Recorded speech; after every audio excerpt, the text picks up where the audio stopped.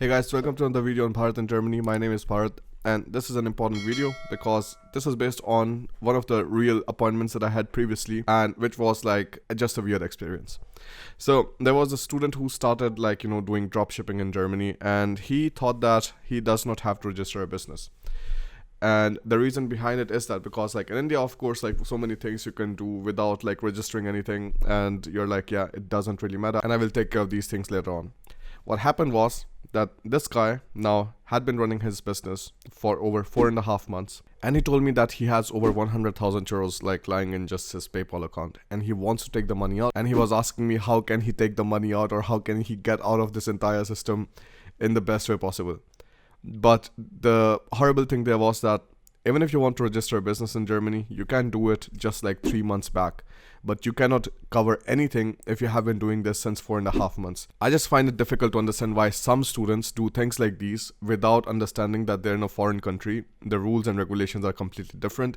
If you get screwed, there will not be many people who can help you out. And they still go ahead and they do these things, which towards the end are just going to have a negative impact on the people coming from India in general, because if they see that more of these illegal things, because this essentially was not entirely legal, the fine or something for this is supposed to be 1,000 euros, but then it can also depend on how much money you already made. So if the money was that big of an amount, then of course you get into big problems. So just keep this in mind, that if you're doing anything, just make sure that you're doing a simple Google search. You're reading about that thing in German. You're taking a look at the taxes side of the things, because that is very important. You're not a child anymore. Now, your parents are not paying you pocket money or something. You're earning money on your own. If you're doing that, you have to understand that there's a thing called the government which will take their taxes. So keep this thing in mind. If you want to do business in Germany, I've made a video previously about it. You have to take first special permission from the Ausländersbehörde. Once you do that, then you're allowed to go to the Handelskammer, so the Chamber of Commerce, or your local city center or Rathaus, where you're essentially able to register your business. Once you do that, you have to go to the Finanzamt and you have to apply for a Steuernummer.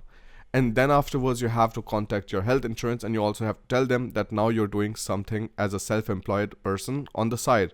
So these things have consequences. You cannot just start selling something without thinking that there are some set of things that you have to previously do, and only then you're allowed to do these things. Otherwise, in the longer run, it is just going to have bad consequences. The same goes for working more than what is allowed to you.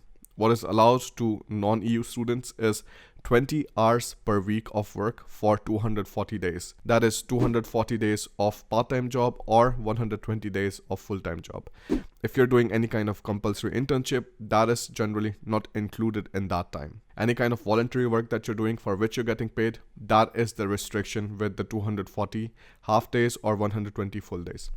So just have an eye out for it. If you have any kind of questions whatsoever, you should reach out to the people who are experts in that. In the previous case, I can of course help him out with a few things, but in the end, you still have to hire a lawyer if you screw up this big. So I don't know how things are going to proceed there. I hope things work out well, because I understand in a new country these things could be difficult, but ignorance doesn't mean that you have the excuse of just not knowing the rules, because as an adult it is your responsibility to just read around and be independent. And that's why I preach all the time that once you're thinking about coming to Germany, you cannot be sitting with your parents and being on an appointment with me and then talking to me about what kind of problems you're facing. You need to have that understanding on your own. You need to have the problems that you're facing right now on your own, and then we can discuss it together. That shows independence. For the same reason, we also never fill out anybody's application form. If you need somebody else to fill out your university application form, then you're in big trouble.